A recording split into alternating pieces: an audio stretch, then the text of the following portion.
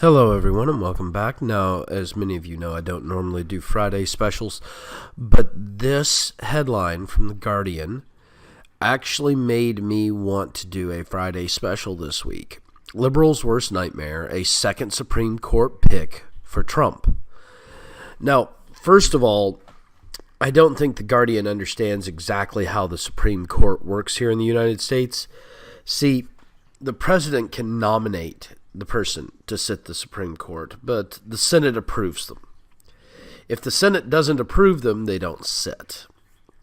It's that simple. It's spelled out very clearly in black and white in the Constitution. And the Democrats were not crazy enough to remove the capability of a filibuster on a simple majority for the Supreme Court nomination. They were, however, foolish enough to remove the filibuster on all other presidential appointment requests, which is why President Trump has been appointing judges to seats at an alarming rate to them. It's because he's trying to refill the courts and get rid of the backlog of federal cases currently pending in lower court levels. And those cases have been pending because we haven't had enough judges. And we haven't had enough judges since the 1960s. So cases are taking 6 months, a year, 2 years, instead of 1 to 2 months. This is part of the problem. You know, everybody in America has a right to a swift and speedy trial. Now, not so speedy that you can't mount a defense against your trial, but it still needs to be done in a reasonable amount of time, and 2 years is not a reasonable amount of time.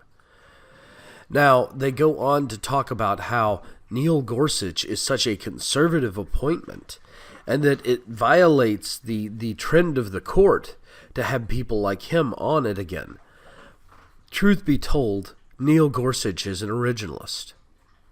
An originalist is somebody who takes a look at the current law, the intention of the law, and rules based off of the original intention of the law and the wording of the law itself. Now, what The Guardian is actually advocating is that they want more progressive activist judges. And what they're talking about is that the court is going to be more conservative than it has been since the mid-1930s. Well, the mid-1930s, the court was not all that conservative. It was very originalist, but it was not all that conservative. In fact, many of the members of the court were progressives and had ruled that the United States had the right to prohibit alcohol. That's right, prohibit alcohol, which was part of the progressive platform at the time. They passed the income tax so that they could prohibit the use of alcohol, ban booze, and they got it working. And then everybody rebelled against it. Well, many of these vacancies are going to be filled, and I'm glad that they're being filled by originalists who are not going to use their judicial power to be activists. Now, they are talking about the fact that Justice Ginsburg, who just turned 85, is not likely to make it to 2020, and Kennedy, who has been a crucial swing vote, is not likely to either. Now, that means that one or more of these could come up for a replacement position before 2020.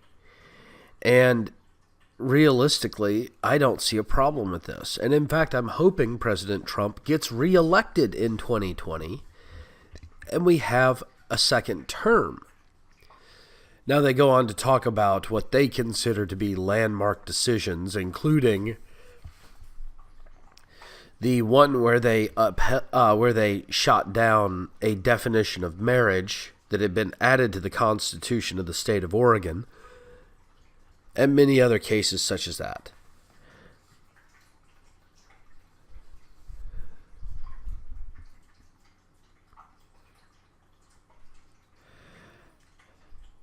But the truth is that, first of all, the Guardian doesn't have any right to tell us which judges we should have. Our judges are our judges. Second of all, it seems that the Guardian doesn't actually understand how the American court system was designed to work and is advocating that we continue to let people corrupt it. So, while this is the U.S. edition of the Guardian, I would say keep your nose where it doesn't belong. Keep your nose out of things that it doesn't belong in. The American court system was not designed to create law. It was designed to rule on an individual situation based off existing law, not create new laws. I want my judges just to make decisions based off case law and laws that have been passed, not make entirely new decisions that have no basis. Well, thank you all again for joining me. Please don't forget to like and subscribe on my social media sites linked down below. Also, don't forget, if you do like the content of this channel, please consider supporting me on either Maker Support, Patreon, or Ko-fi. And as always, have yourself a great day.